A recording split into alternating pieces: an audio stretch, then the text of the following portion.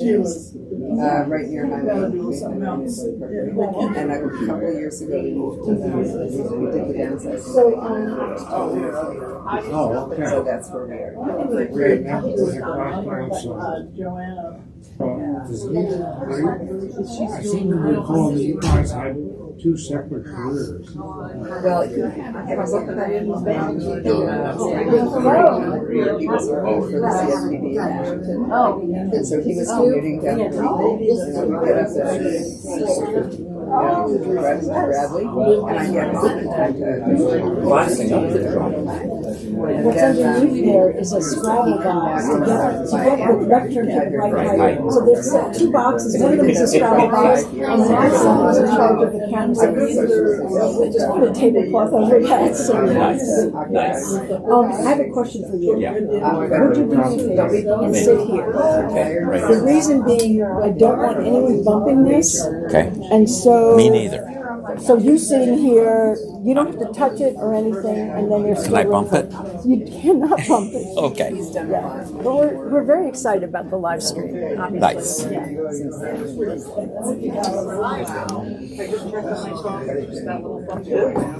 I had to stress that one.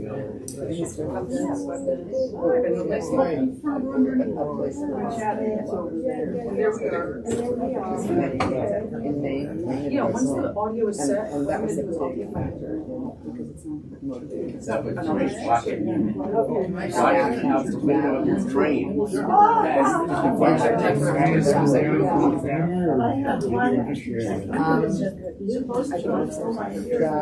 The origin story that's a little bit concerning. So they just because we it was actually something.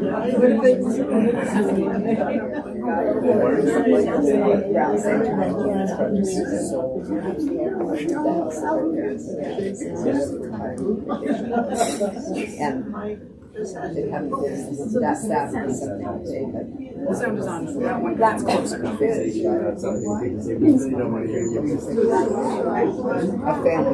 was that Kate can't on her Kate can see. Let's look at this chat. I think that there's 6. Was what I had seen initially?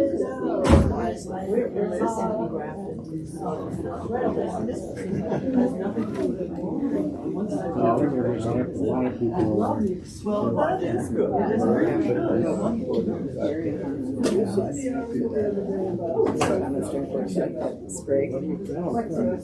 And they were wonderful as always, but it was a pretty thin crowd for them. Which tells me it was an enthusiastic crowd, but you could tell there were a lot of people. And about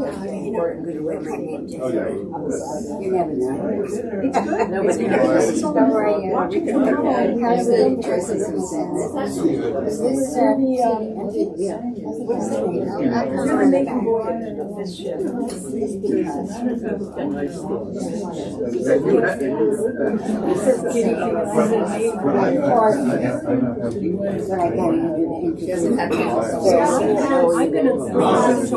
introduce you. I have my oldest son. Well, did you send me something? I did. They've had a situation where Aren't you smart? I did. Yeah. Starting on Tuesday. Their son is incredibly Okay, folks, we're going to get started in a couple of minutes.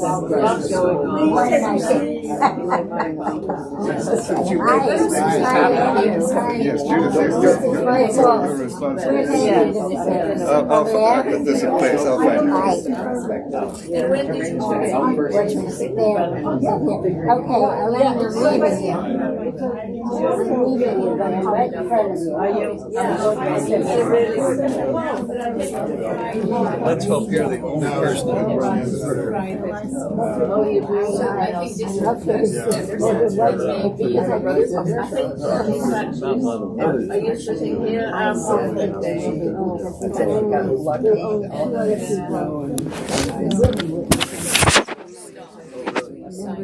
Sorry. You don't have to. It's like treating you right. It's like treating you. Of course, I did pretty well. Snow has not impeded me in any way. I mean, glorious. But yeah, we can maybe have you study the West River is frozen over for the first time. at the high notes. Birds are accommodating the change in their habitat. Accommodating. Much more limited open water, so they tend to hang out there. It's a pleasure to have interesting environment. Very well. Well, you're in a wonderful spot there. Carrie, is this too tight for your shoulders? No, not at all. You can also move it that way. No, I'm good. Thanks.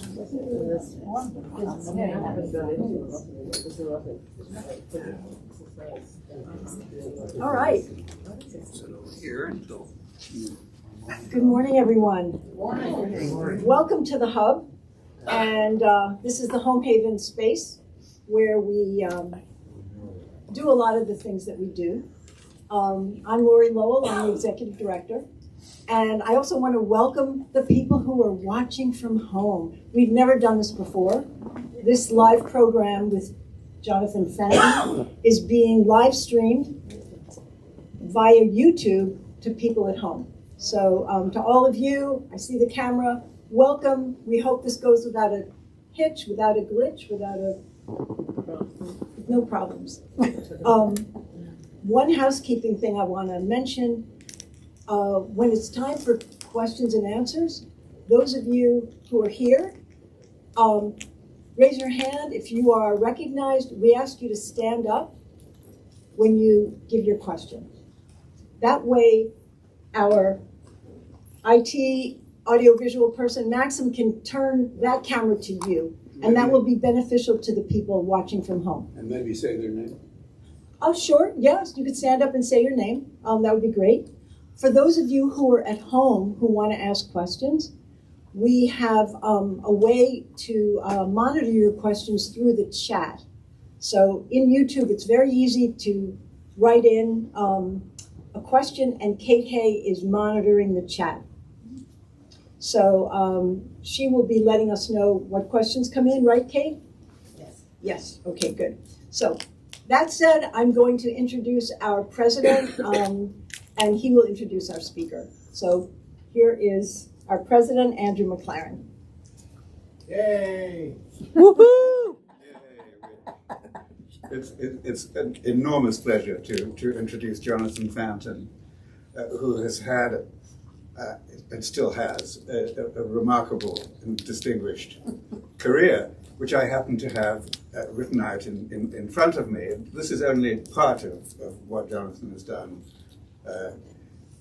He has served as president of the American Academy of Arts and Sciences, as president of the John D. and Catherine T. MacArthur Foundation, as president of the New School for Social Research, where he lived very close to where I worked at the Little Red Schoolhouse in Greenwich Village.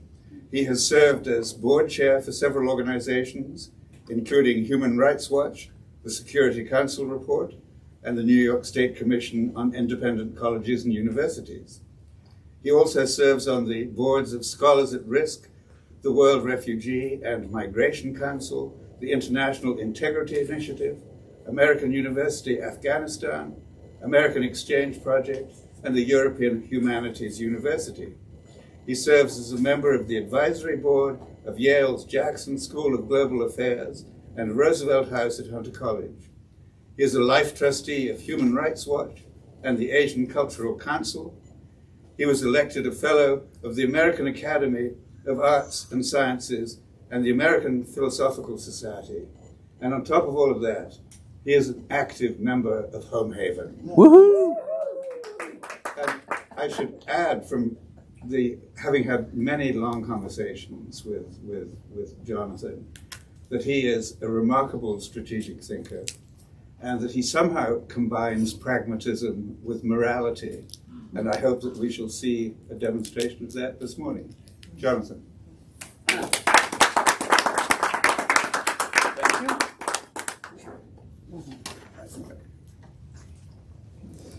No, I'll come.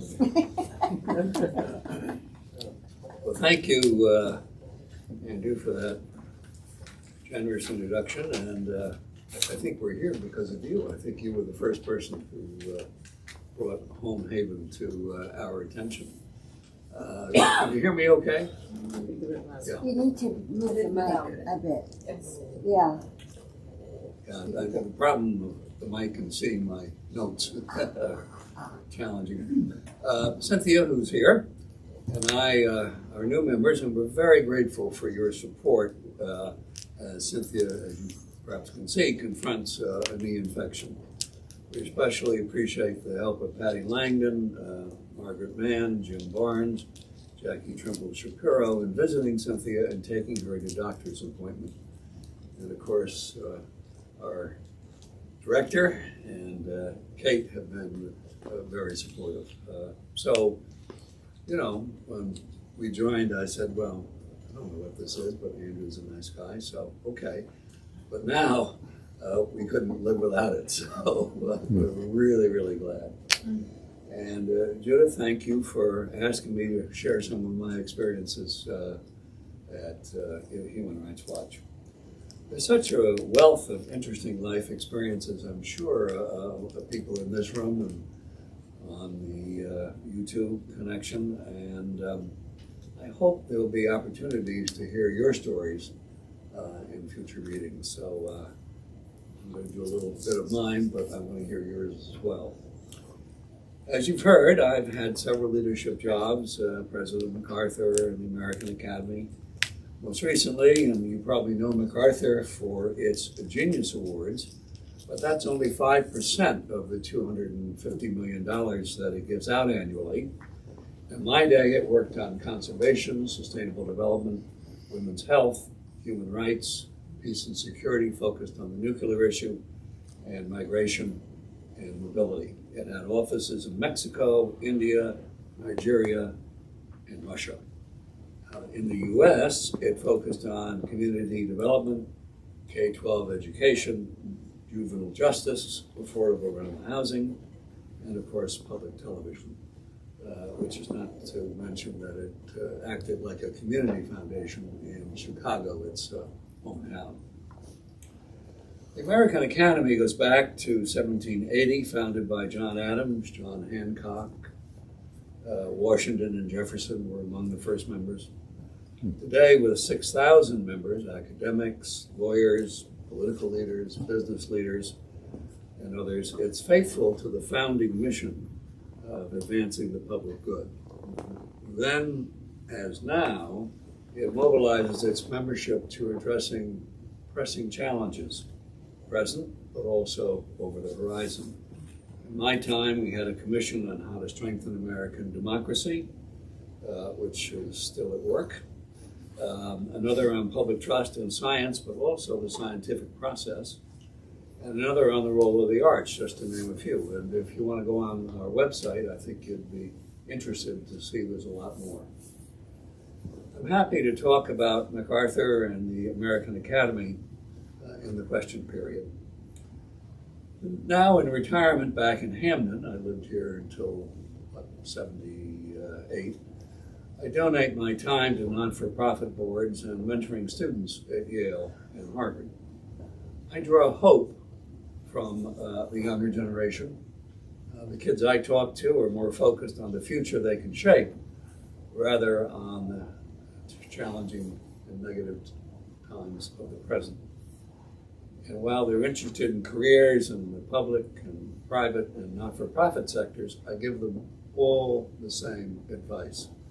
Live a balanced life. Your job's important, but save time for your family, friends, and volunteer service for giving back.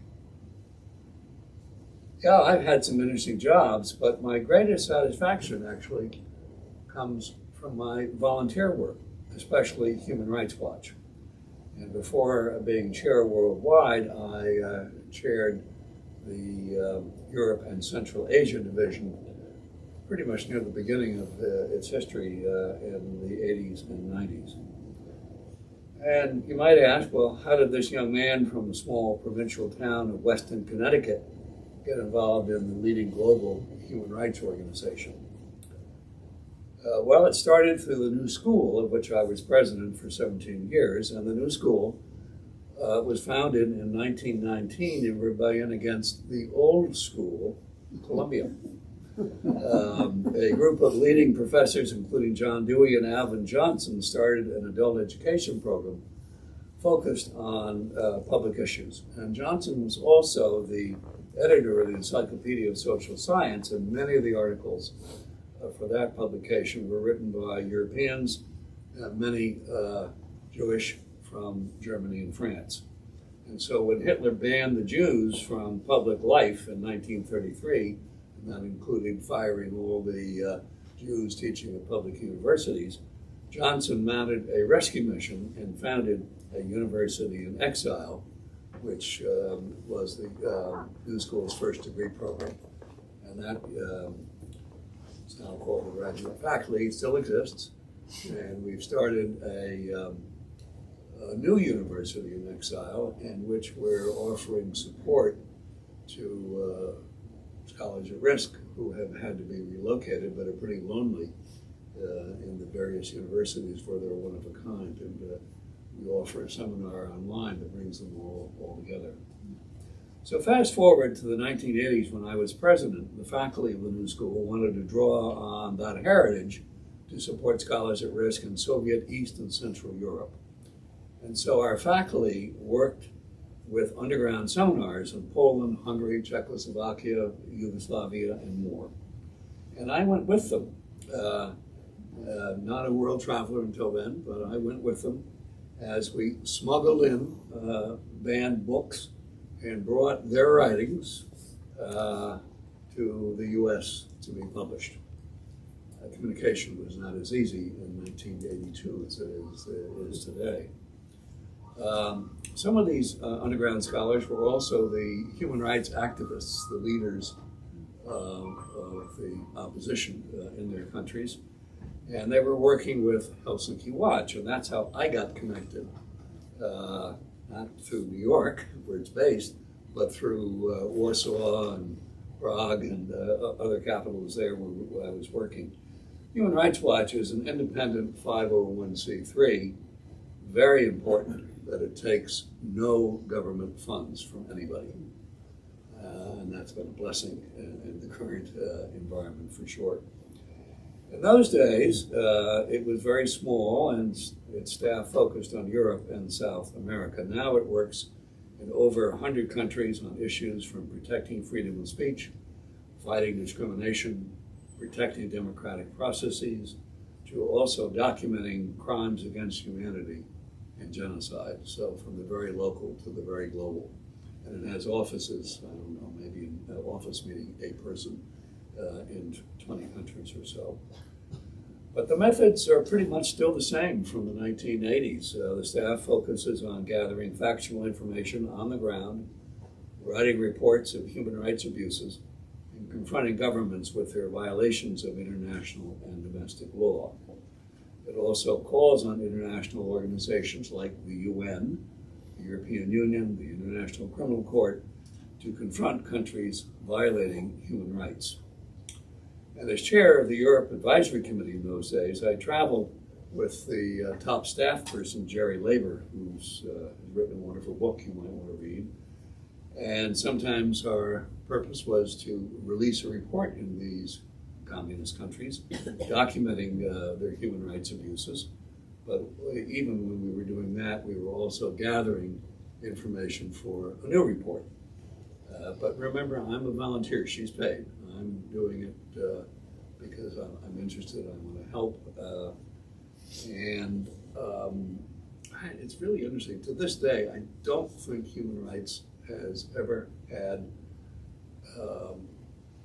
a factual mistake. The reports are so well vetted that they hold up. And in fact, now that the press has cut down on placing people in foreign countries, they rely on Human Rights Watch for a lot of the information you're reading about other countries. So let me share a few stories, now getting to the point of my talk. Some with historical significance. Remember, I'm 40 years old. I'm from Weston, Connecticut. I've hardly ever traveled, but here I am. Let's start in Prague. In October 1989, Jerry Leiber, have anybody been to Prague? Oh, a lot of you have, great. Well, Jerry Leiber and I were on a trip, and we started in Bulgaria, and then moved on to Czechoslovakia. And we arrived in Prague the day before the day of national celebration, October 28th, which is something like our July 4th. Now, you know, therefore, if you've been there, Wenceslas Square is not a square, it's a long rectangle going uphill. The communist government organized a major celebration of 75 years of independence in Wenceslas Square, but at the bottom. And while the official ceremony drew only a few thousand people, if that, later in the day, the future president, Václav Havel, called for an alternative demonstration at the other end of the square, up the hill, if you recall. And the square filled. We don't know, guessing 15,000 people, maybe more. And the riot police sliced the crowd into quadrants because of the long rectangle has streets that go across it. And most of the people were squeezed out of the square, but they retreated to the old town square, which you may have been in, and that is a real square. Not very big, but a real square near what used to be the seat of government. And the police again intervened. Much diminished remnants of that demonstration then attempted to cross the Charles River Bridge up to the castle, if you recall, it's on the hill, which was the seat of government.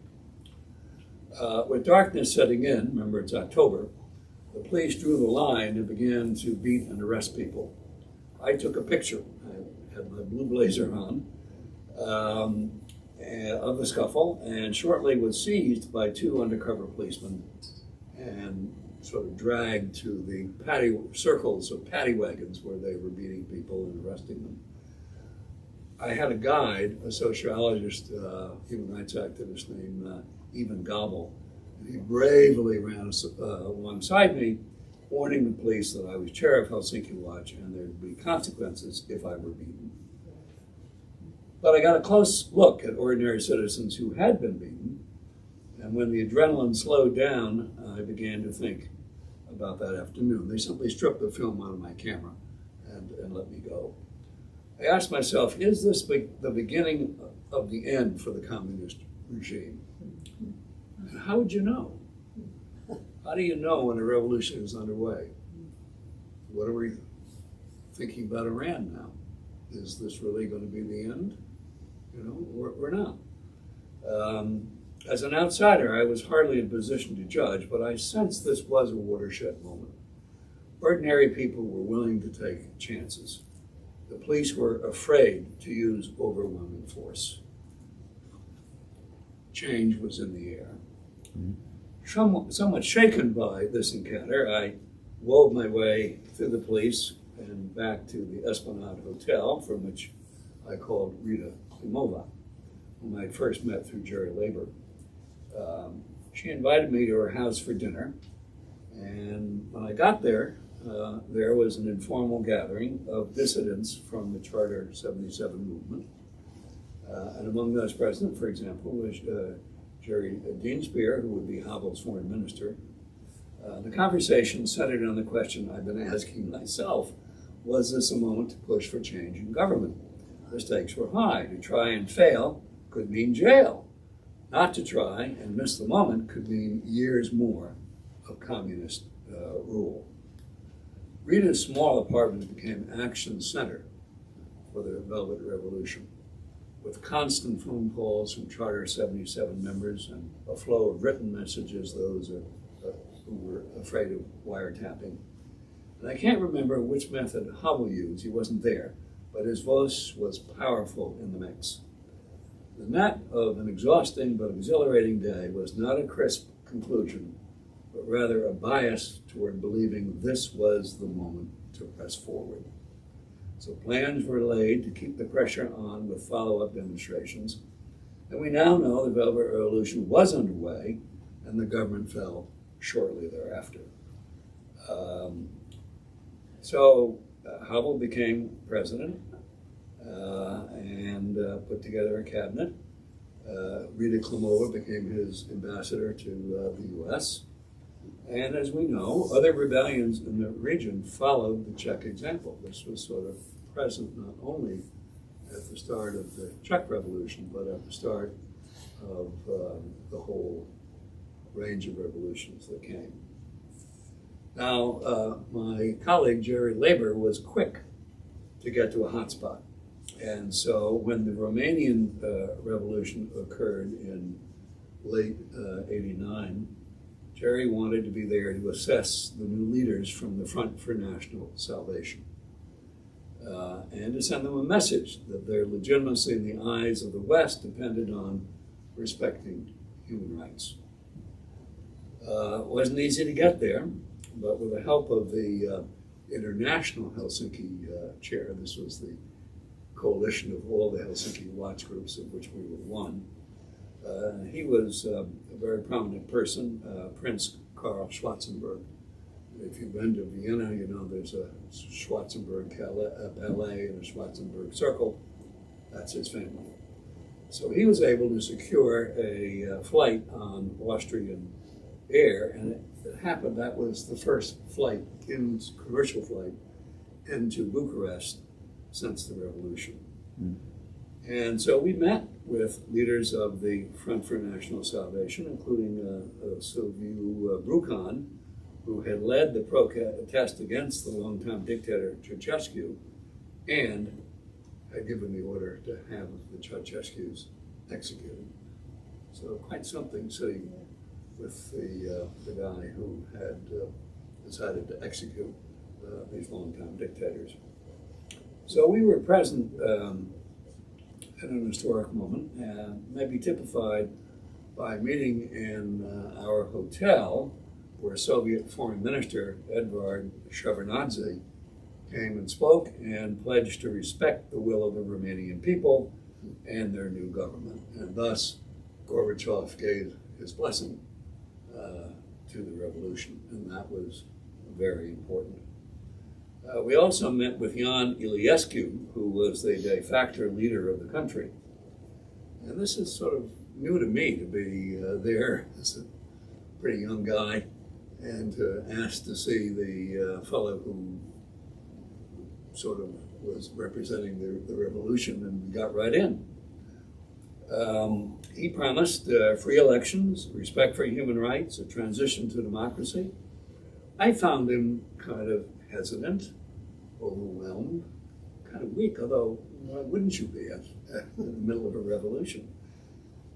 I write reports after each visit, and I'll try to remember to donate a couple here if you've got the library. I wrote in my report, he won't last. Well, that was one of my most significant miscalculations, because he went on to rule Romania for 11 years and made good on his promises. So he was the longest serving president after the various revolutions. And when the Soviets, now moving to the Baltics, cracked down on independence in mid-January 1991, talking about Lithuania, Latvia, Estonia, Jerry Leiber and I visited all three capitals. The most traumatized was Vilnius, Lithuania, where a violent crackdown by the police, probably assisted by Soviet agents, resulted in deaths and injuries. I recall visiting a man in the hospital, and that was our MO, to go and try to talk to people who had been arrested or injured. He tried to face down a tank. He lost, but was fortunate the tank did not roll completely over him, but his narrow escape was obvious from the tank treads on his side. So he came that close to being run over. Here again was Jerry Leiber in action, collecting the stories of ordinary citizens, probing for evidence that the Soviet Union had participated in the crackdown. And I vividly recall our meeting with President Landsbergis, who was a former music teacher, propelled to power by events, and he was holed up in his office in the Parliament, modern building, and he was surrounded by sandbags and loyal Lithuanian troops. He was determined, since the Parliament was a center and symbol of the resistance, that it would not be stormed. So as we entered the Parliament, and it was a bitter cold night, think of it dark and really cold, there was a warmth, a gathering of citizens in the lobby of the auditorium. And the Bob Hope of Lithuania was entertaining, and he was joined by folk singers, and we were amazed. The two songs we recognized and which we sang, "We Shall Overcome," and "This Land Is Your Land." So Pete Seeger. When we met with Landsbergis, I was impressed. Smart, determined, calm. He was optimistic that the people would continue on the path to independence, and that Gorbachev would not dare to use much more deadly force. Indeed, he even doubted that Gorbachev had given the order for the uprising. So we had a nice talk, and when we got up to say goodbye, I asked him, well, now, call on us so we could help. Well, what can we do? And he smiled, looked at me, and he said, "Push Bush," president at that time. So Jerry and I kidded ourselves that by observing the correlation between our visits and the fall of authoritarian regimes and the rise of new democracies. It was just amazing how often we were there at the beginning or during the full-blown transition. But we had no illusion that our moral force would work in Yugoslavia. Remember a guy named Milosevic? Not a good guy. So in 1992, we traveled to Belgrade to release a report on Serbian war crimes in Vukovar, ethnic cleansing, basically. We asked to meet with the government, but failed. No surprise, but different from our experience elsewhere. And as we were walking between appointments, and I'd never been there before, and I asked Jerry, "What's that office over there?" She said, "That's Milosevic's office." So I said, well, let's try a 60 minutes tactic, by which I meant let's try to get into the building and build a record of being rebuffed. So she was going to take a picture, and I was going to walk up with the printed report and ask the police guy to let us in. He would say no, I would show the report, Jerry would snap a picture, and we'd put that out in a press release. So I walked up to the cop, and he said, "Do you have an appointment?" I said, "No, but I was sure the president would want to hear our message from Helsinki Watch." So to our surprise, he said, "Okay," second floor. And we were taken to the waiting room outside of Milosevic's office. And there, an aide met us and received our report on Vukovar, which is then duly acknowledged by a letter by Deputy Prime Minister in writing saying it was given to Milosevic and that he had read it.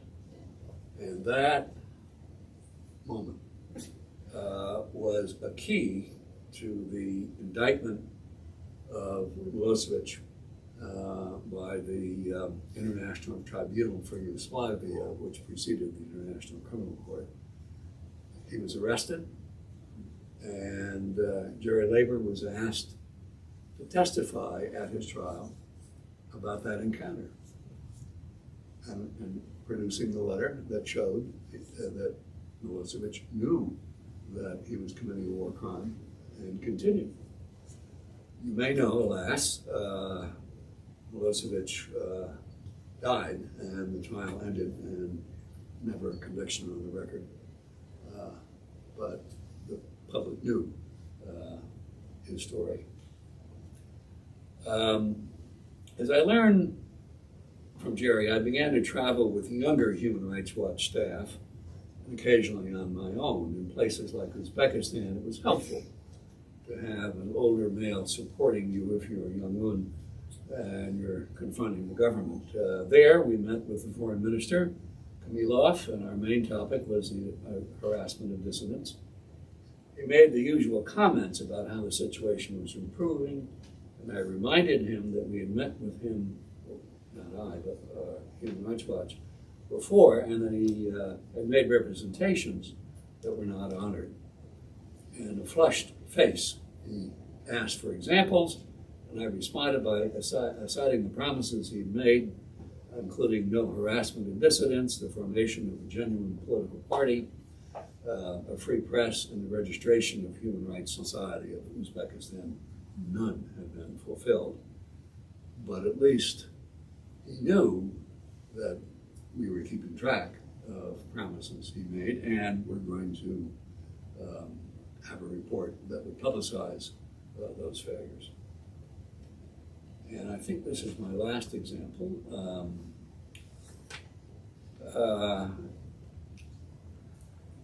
You all know where Azerbaijan is, part of the Caucasus. Well, one of my most challenging decisions was whether to meet with Haydar Aliyev, who had returned to power in Azerbaijan in 1992. He'd been president previously until 1987 for a long time during the Soviet control. And he, after switching a lot of pressure, including from Moscow, gave up the presidency, but managed to get himself back as the leader of the parliament, and retaining considerable power as his successor, a guy named Alpafuz Elchibey, was weak.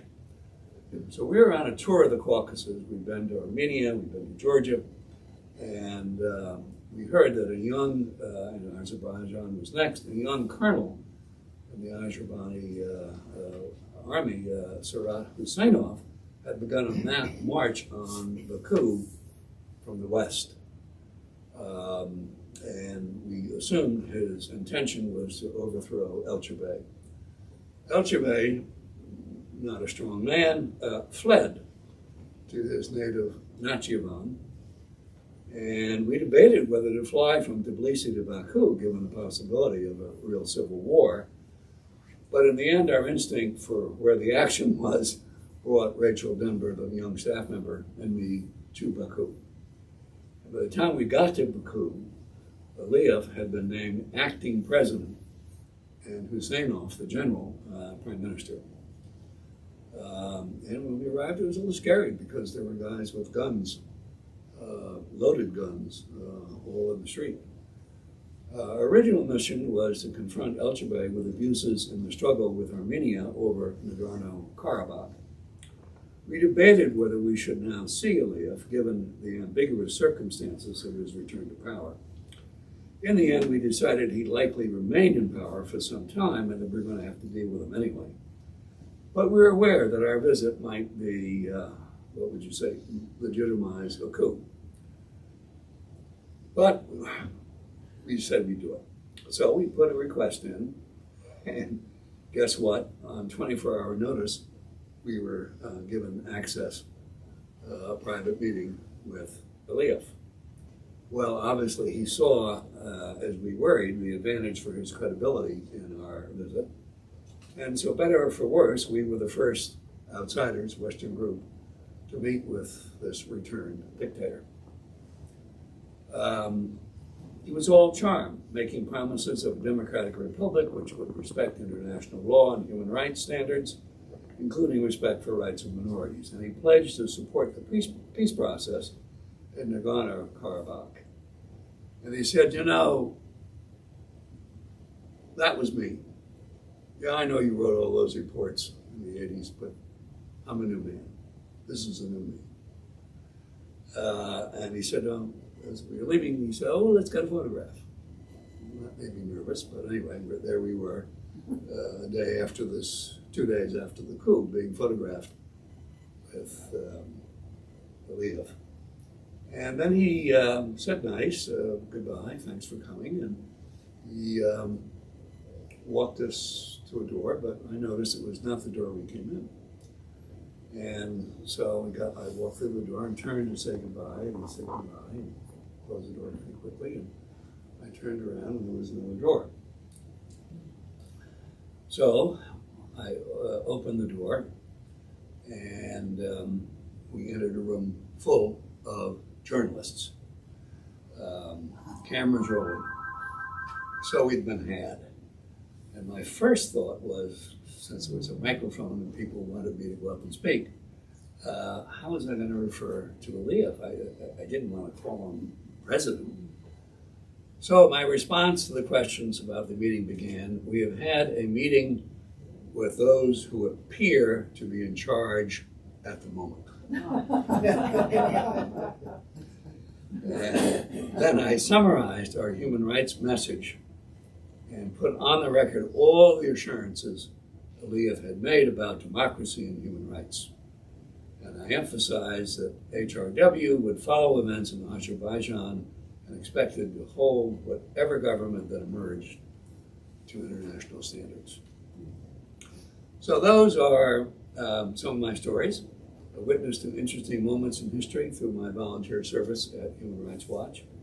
In the question period, I have a couple other stories. For example, Rosalind Carter and I were given a meeting with Boris Yeltsin when he was still head of Russia as part of Gorbachev's Soviet Union. And you can imagine what I thought of Yeltsin going into the meeting, but I'll talk about a different view on the way out. My HRW experience influenced my agenda at the MacArthur Foundation, where I expanded the human rights program and added a component focused on international justice, principally building an international criminal court. Having witnessed so many human rights abuses through my work at Human Rights Watch, I was a strong supporter of the Rome Treaty in 1998, which created the International Criminal Court and entered into force on July 1st, 2002, when 60 countries ratified the treaty. The U.S. signed it but didn't ratify it. But how would this court come into being? Who's going to pay to hire the staff and rent a facility? Eventually, the states would all pay their dues, but at the beginning, this was just a press release. So, MacArthur put up the money to rent the building and hire the initial staff, and that gave me the privilege of working with the professional staff at the new ICC, including the first prosecutor, Luis Moreno Ocampo. And while the ICC has not yet lived up to our expectations, it's a model for a new effort that I'm involved in, and that's creating an international anti-corruption court. I'm on the board of the International Integrity Initiative, which is leading the effort. And you may remember Justice Richard Goldstone of South Africa, who is key to ending apartheid in South Africa. And he is drafting the treaty, which is now, as we speak, being reviewed by countries interested in signing it. The court would hear cases when the nation where corruption occurred or home to the kleptocrat could not or would not raise a case of mass corruption. And the civil chamber, in addition to the criminal chamber, would have the authority to seize assets of the kleptocrats in member countries and repurpose these assets, for example, to help migrants who might have been the victims of corruption. Once the draft treaty has been perfected, we hope at least 40 or 50 nations will sign it, and the court might start its work in a couple of years. Its work relates to Human Rights Watch because so many of the kleptocrats are also leading human rights abusers. There's just an amazing overlap. So, even in retirement, I keep busy with my service, not-for-profit boards, Andrew's listed what they are, and I'd be happy to answer questions about any of them or about anything I've talked about. Thank you. A little longer than I planned, but there it is. You're going to help moderate the question? Sure. John has a question. Okay. Yeah, John, stand up and Yeah, give your John name. Deming from Hamden. You mentioned not taking any funds from the US government, being completely separate. And I was just wondering if you could talk about working with various governments. Our government obviously changes from one election to the next, so I was just curious about the possibilities of working with the government more and possibly getting funding from the government. We don't want funding from the governments because that would be a conflict of interest, even friendly governments. So our money initially came mainly from private foundations. George Soros was very instrumental, Rockefeller, Ford, MacArthur, the big foundations, and then gradually we've expanded to individual donors and now have committees, volunteer committees in, 60 countries around the world, not just in the US, and they hold benefits every year. And so we have a very diverse base of funding that is safer than relying on governments or just one or two big funders. In terms of working with government, in the 80s, 90s, we were able to work with the US government. There was then an assistant secretary of state for, I don't know what it was called, but basically human rights and democracy. And one of the levers that we could pull when we're going to confront a dictator in any of the situations we're talking about is that our U.S. government, we've given an advance copy, and was making a simultaneous statement with our visit to Warsaw or to Prague. So the U.S. government was really helpful. Now, of course, it's the reverse. It's not helpful. But you get other governments that have been helpful. The UK has been helpful sometimes. Thank you. Bob Rosenheck. So is Human Rights Watch in a position to investigate what's happening in the United States now? It does work in the United States, yes. And I'm not up on, I should be, but I'm not up on what projects it has underway, but it certainly is looking at the freedom of expression, freedom of speech issue. And if you go on its website, you'll see there are, and I should have done it before, you'll see there are quite a number of projects underway in the U.S. Yes? I'm Christina Schenker from Fanton. Did you have a chance to go to Poland during the Solidarity movement? I'm asking this question because I was born in Poland and I've lived here for many years, but I was raised under communist dictatorship when Poland was a colony of the Soviet Empire. And of course, Poland became independent when the Soviet Union imploded. And Poland of my childhood and Poland of today, these are two totally different countries. 2 years ago, I had a chance to go to the Baltic republics, you were talking about it, and we had terrific lectors. Each day we got 1 or 2 lectures, and the leitmotif of all of them was the hatred of Putin, the hatred of the Soviet Union. And I think that we should do everything we can to support Ukraine because, those people in Ukraine are so desperate to have the same life that the Poles now have, the people in the Baltic republics, in Israel, and Romania, Bulgaria, and so on. But did you have a chance to go to Poland during the Solidarity movement? Yes, I did. Oh, you did? And I have,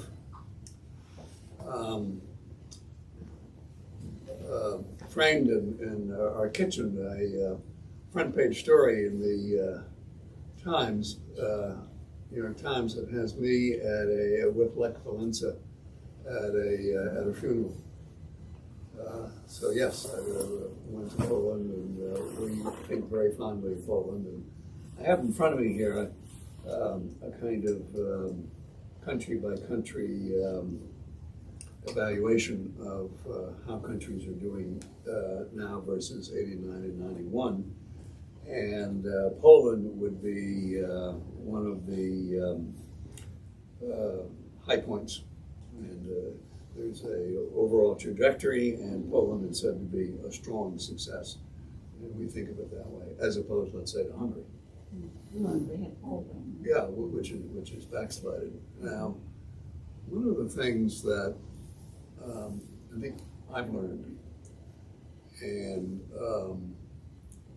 in the new school, is that we were a little naive in the late 80s and 90s, thinking that a revolution, an election, meant that democracy had come.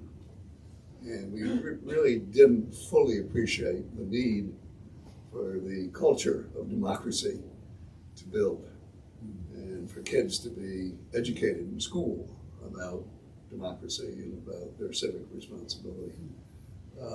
And the new school now has a Democracy 2.0 seminar from all over the world, not just in East and Central Europe, but looking, at this question. You might want to go on this website. But Poland is certainly a place that we feel very good about. And you had the feeling when you were talking to the Polish leaders once and others that they were really good people. Yes. I'm Sue McDonald.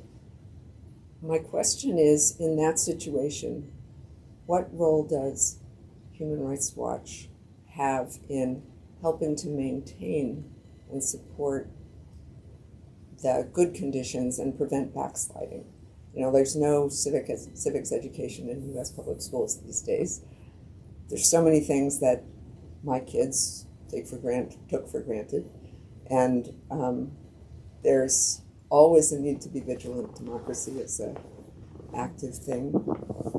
So what's the role of Human Rights Watch when there are successes? Well, this is, of course, subject of hot debate among the board and staff, but the decision has been to focus on exposing the problems and to leave to other NGOs and governments the task of rebuilding, so that we don't really play kind of a positive role in the transition, except to continue to point out what's good and what's bad. But there are things like the National Endowment for Democracy, that was a U.S. government program that was doing that, and it doesn't anymore. But there have been examples. But that's a hot issue, and it's sad to see when you put so much effort into a place like Hungary to see it backslide.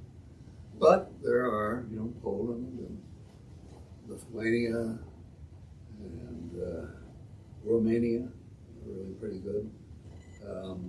And so there's some good stories that have endured. Thank you. Well, Yeah. how about Rosalind Carter and That's Yeltsin? what I was going to say. So there was a meeting of the, I mentioned of the international coalition of Helsinki watch groups that are, each country has its own group, but we occasionally had a convention of all of them. And late Gorbachev, things were sort of opening up.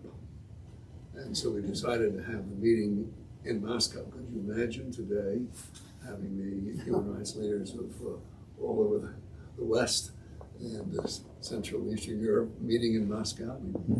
We wouldn't get out. But anyway, we had a meeting. It was, very good.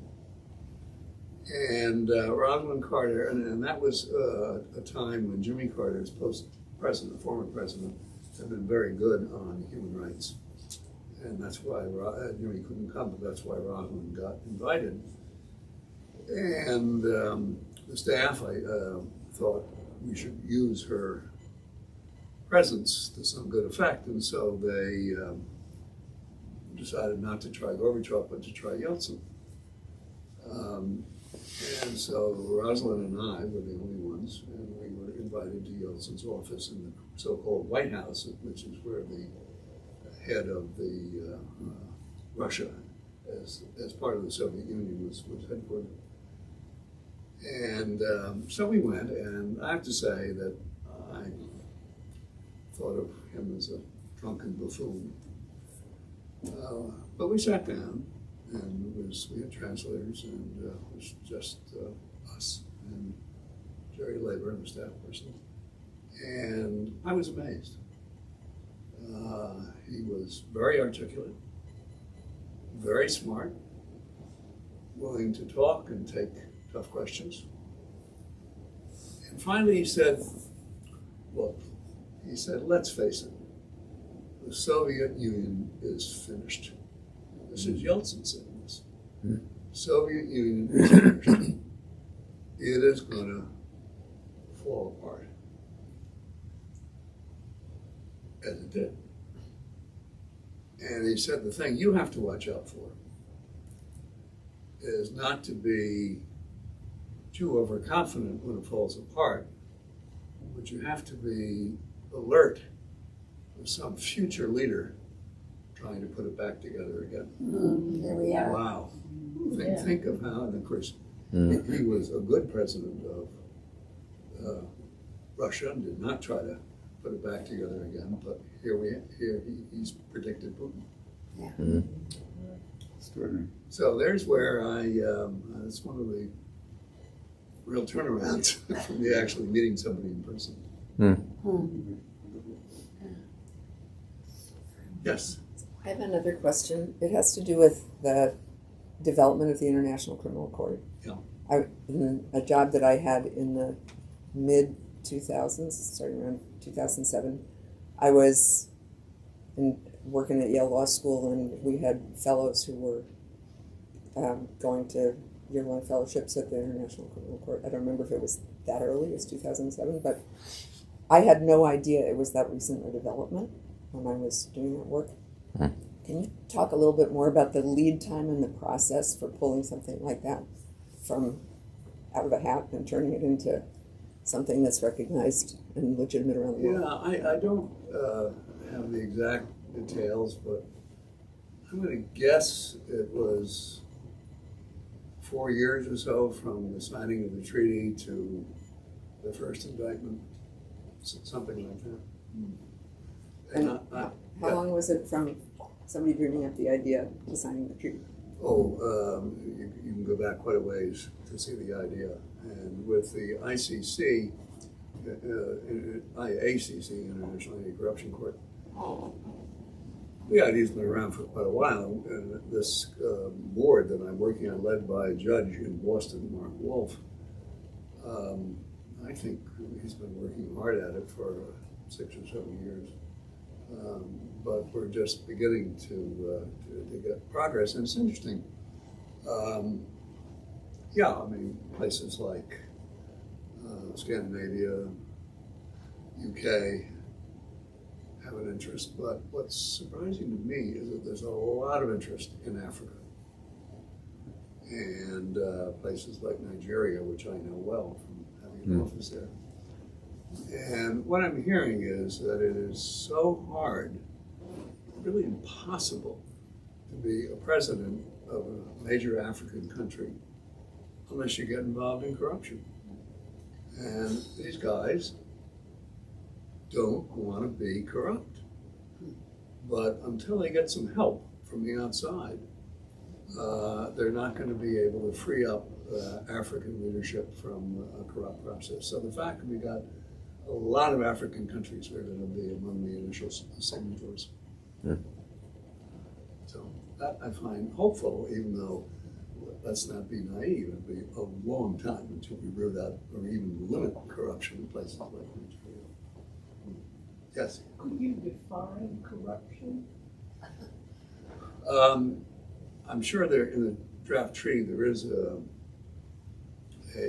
definition, but you know, just the kind of things where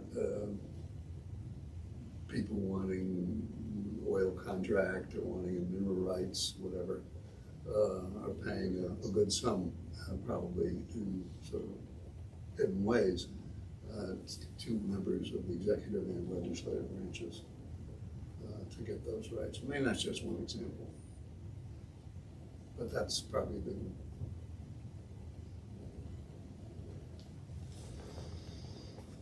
yes, too.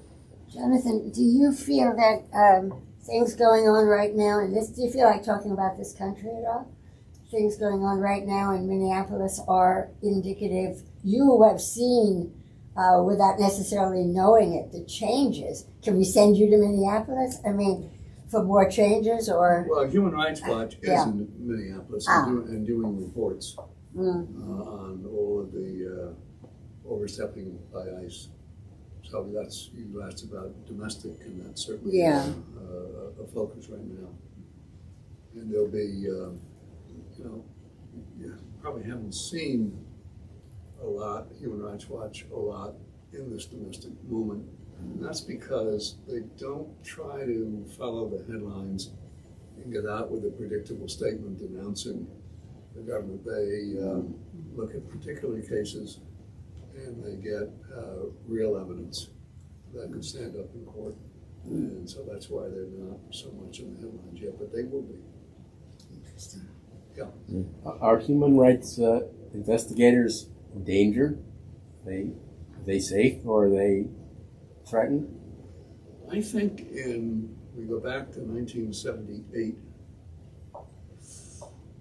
don't think we've ever had anybody killed. We've had some, you know, retentions and kidnappings, but not much. And we're pretty careful. I mean, I remember being in Turkmenistan, you know, that's one of the Central Asia countries, and it's run by a guy, he's been known as Turkmenbashi, and it was at least the most repressive of the 5 Central Asian states. And we were there to, just 2 of us, to release a report.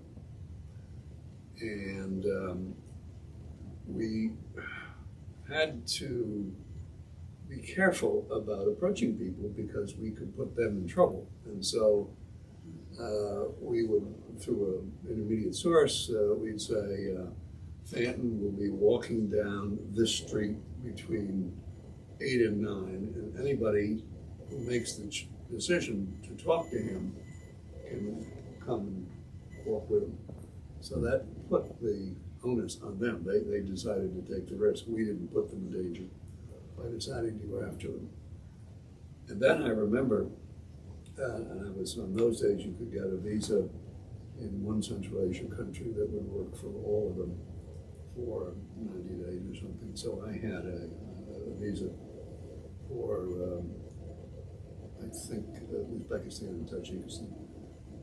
So we were at the airport to take the flight back to Frankfurt. And I went to the bathroom, and Jerry Labor was there. And when I came back, Jerry said, keep walking. They're looking for you. And so it was one of my scariest moments. So I had to sort of walk all around the airport until the boarding process, and then I had no choice. So I waited till the line had gotten small and then appeared. And she looked and she saw the guys who were trailing me, who went like this. And their purpose was to be sure I got on the plane, not to keep me off it. Because my visa was about to expire. So, Your meeting with the guy in Russia who you dealt with before, but then saw him more recently, is an interesting, and what he brought you is an interesting, more positive. Not sure. He was a he was a human rights watch person, but then you visited him at the Metropole. He brought you something. Pictures. Oh, that one. Yes. So MacArthur supported about 100 human rights groups, small ones, civil society groups, all across Russia. And we were able to do this because we had a partnership with the government on higher education. And we had a partnership with the ministry to support 15 federal universities, not just Moscow and St. Petersburg, but scattered all the way across the country. And the idea was to bring the Bologna process to these 15 universities as a model for the rest of the federal system. The Bologna process links research with teaching, whereas in Russia, research had been done in institutes outside the universities, and they understood that teaching was better when the faculty were doing research. I mean, we take it for granted. So we put a lot of money, put about $100 million over a lot of years into that project, and I was able to walk in and out of the Kremlin in those days, no problem. And I knew people close to Medvedev, for example. After things had gotten tough, I was back for what turns out to be my last visit to Moscow, Russia. I'm staying in that wonderful Metropole hotel, and I've forgotten his name now, but a human rights leader from nearby Moscow came and sat down at the breakfast table and put a local newspaper in front of me, and it was a picture of trees. And I looked at him and I said, "What's this?" Oh, he said, "Well, that's the work we're doing now." I said, "Wait a minute, I didn't give you money to do conservation. You have money to do human rights." I said, "If we did that, we'd be in jail." But the government is really unhappy with developers overcutting trees in urban settings. And so we pivoted to supporting trees. I'm still looking a little aghast. He said, "I know what you're thinking, but this is happening all over the country where groups that have been supported for human rights are picking safer topics. And the idea is to stay together in hopes that there will be a moment when we can rise up and get a democratic change, rather than starting from scratch." How true that is all over the country, I don't know, but he asserted that it is. So there may be some hope. Anyway, this has been wonderful. thank you. I'm happy to linger if people have other questions. There were no questions in the chat, so we're good to go. Yeah. That's a good reason for Thank people you to so come in much, person. My pleasure. Thank you. I've enjoyed this. And I do think it would be fun to hear other people's stories. Yeah. Why don't we turn off the feed? And we can be a little less formal. We can pull a chair